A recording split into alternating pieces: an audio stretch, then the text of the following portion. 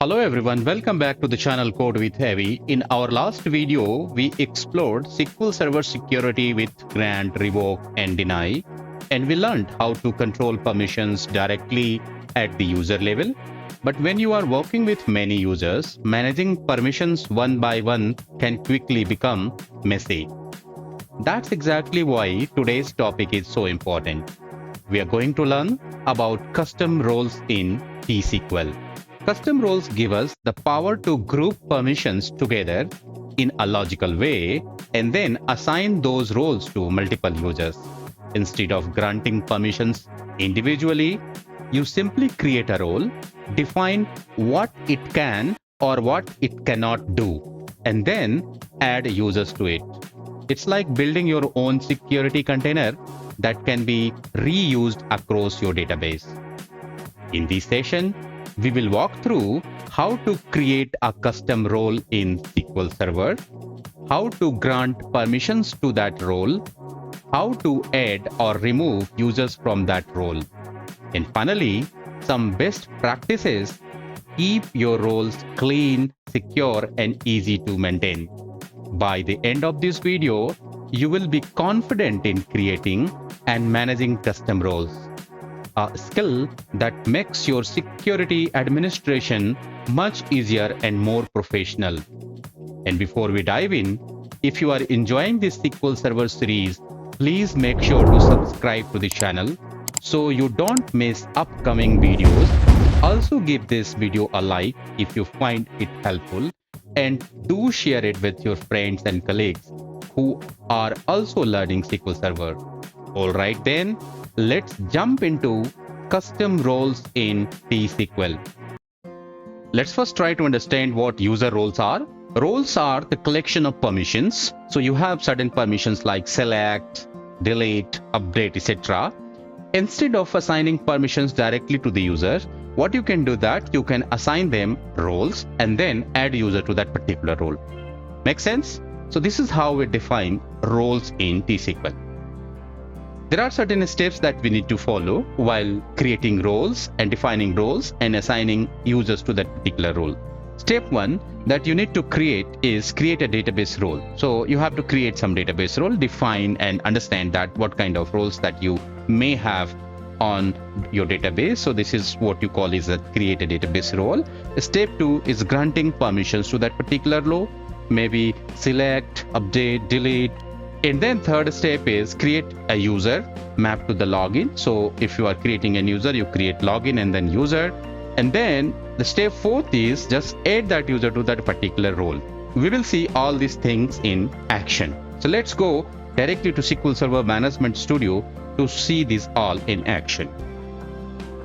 I am in SQL Server Management Studio, and before we go and use we'll create the roles and the other stuffs, let's create one table. This table will be used in this demo. This table is pretty simple. It is a TVL sales table which has got 3 fields: product ID, product name, and sale amount. And this is the one where we will create. This table has been created, and now let's go and insert a couple of records to this table. Records have been inserted. You can quickly check those records. So select all from TVL sales, and then you see all those records that you have inserted right here. 1, 2, 3, 4, 5. Now we need to follow these all 4 steps to create roles and create user and assign these roles to the particular user. Now let's create a role. Before we creating, let's say that we are deciding that we will have one role called sales reader, and this role will be a role wherein users would be able to read the sales table. They can do select on the sales table. So before we go and try to create this particular role, let's check if this role already exists in the database or not. So we see that this is blank. That means this role doesn't exist already on this database. So we go and create the role. So we are checking here that if it already exists, delete this. If not, then create a role called sales reader. So what is the syntax to do that? Create role and the role name. Make sense? Let's go and create this role. This role has been created, and now let's go to grant a permission to this particular role.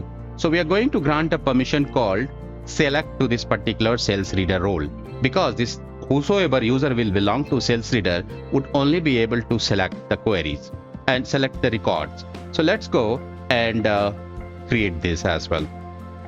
Then this particular role has been given a permission of select. Now next, let's go and create a login. This is the way that we check this if the login. I'm going to create a login called sales user login. So we go and create this particular login, and then let's go to create this login. The login has been created. Now let's go and map this login to user. So here we are creating, this is the way that we created login.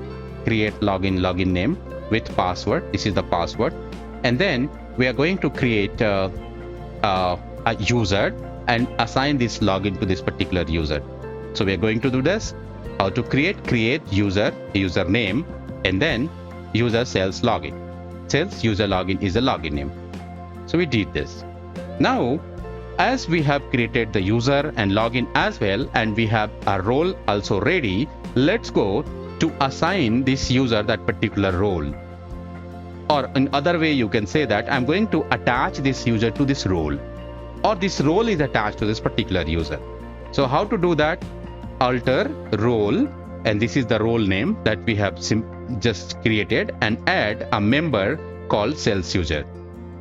So this way we have added the member. Now we have got a login called sales user login, which has got a user called sales user, and sales user is belonging to sales reader role. Make sense? Now we will go to login through sales user login user ID and try to do the operations. So I'm here, and let's go to select SQL Server authentication from here, and then this is username sales user login, and then enter the password. This user login is succeeded. Now let me go and create a new query for this, and database needs to be selected. Now let's go and select TBL sales. So we see that this TBL sales table we are able to select, because this particular user, which is called sales user, which we have just added this role has got select permission. But what if I'm going to add one record? So let's go and add one record, TBL sales and values, and then 6 is the product ID, and watch is a product name, and 9000 is the value. Let's go and try to insert. You observe here is that this is denying insert permission, because the insert permission was denied for the object TBL sales for this particular schema. So this user who belongs to sales user is not able to insert, because he has only been given permission of what? This is the permission that we assign, a select permission. Make sense? Let me quickly check it where we had written. So this is the permission to this particular role. So you got it right. There is a role called sales reader on TBL sales, and we created one user called sales user login. It's a login, and we actually assign that particular role to this sales user. So this sales user is now the member of sales reader role, and since it is a member of sales reader role, it is not able to perform any other action than select. Make sense? Let's create another role who can update as well. So we are going to create one more role. This role is for those users who can select as well as update even. So we are naming it as a sales writer, and then let's go and create this role. This role has been created, and then we are granting select and update to this particular role. So these have been granted.